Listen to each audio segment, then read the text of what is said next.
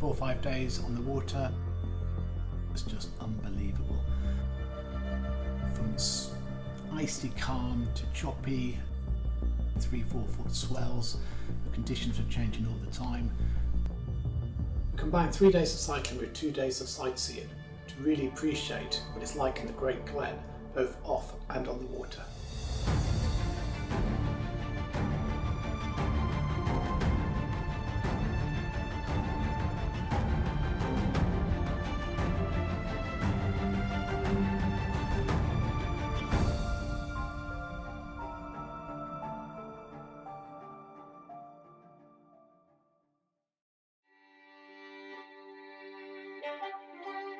Our summer holiday this year, we decided to go to Scotland and spend a week travelling along the Caledonian Canal.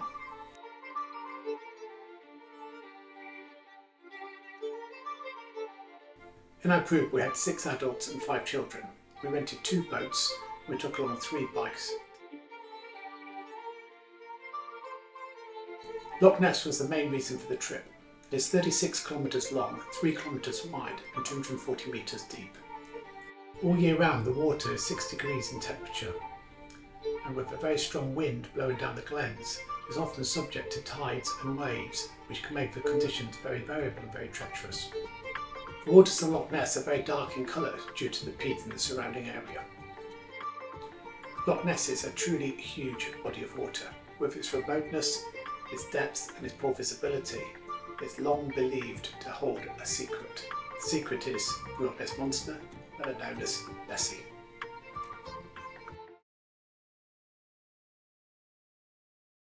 Here we are on the Caledonian Canal, just on the way to Loch Ness.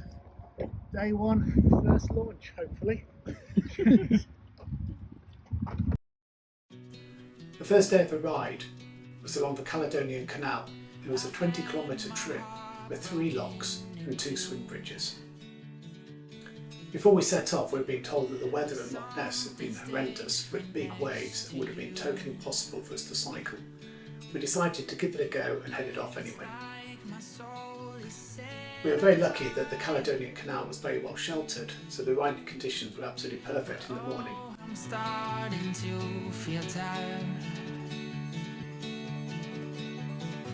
'cause I can run but I can't hide the feelings that I know I can't keep bottled up inside. And all I wanna know is, are you ready for the ride?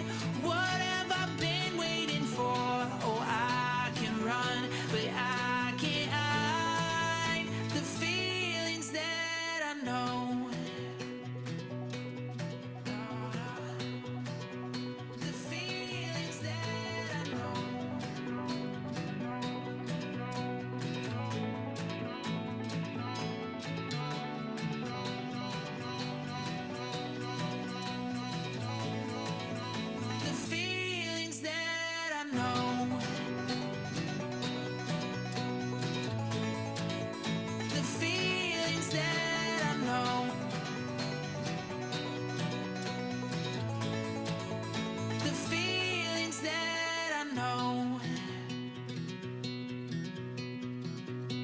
Take my hand and say for sure, I can't keep on this road alone. And all this time I thought I knew. Day 2 was an early start. We had to be first in the queue to get down the logs to get down to the same level of water as Loch Ness. Despite dire warnings about the weather and the waves of Loch Ness, Nessie had been kind to us. The sun was shining, the wind had dropped, the water was calm as calm could be. Totally unbelievable compared to the day before.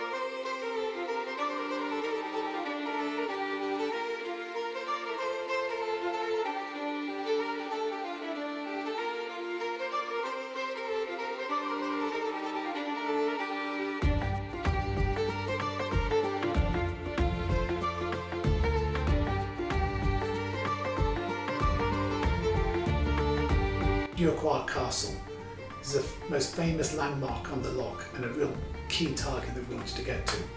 It's over 1,000 years old and looks over the deepest part of the loch and where some of the most famous sightings of the monster have taken place.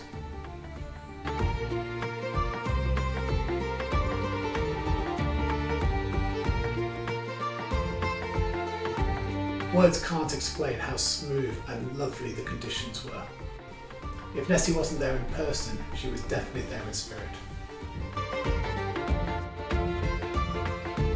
The weather conditions continued to be absolutely magnificent, with the water just so glassy still. And at one point Rory got sucked underwater, and I must admit, watching it I thought, hang on, what's happened there? Has Nessie taken Rory? But he did pop up again and he was up launched first time. We did find some really interesting wakes to cycle on. Were they made by boats or were they made by Nessie? I don't know. I suspect probably boats, but let's go with Nessie.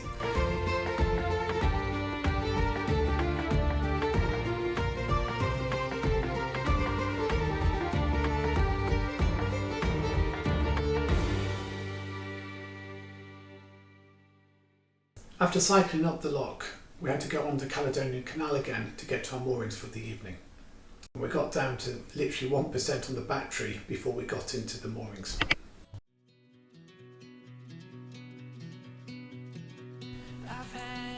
After a short rest, we met up with Lloyd from Eford, Scotland.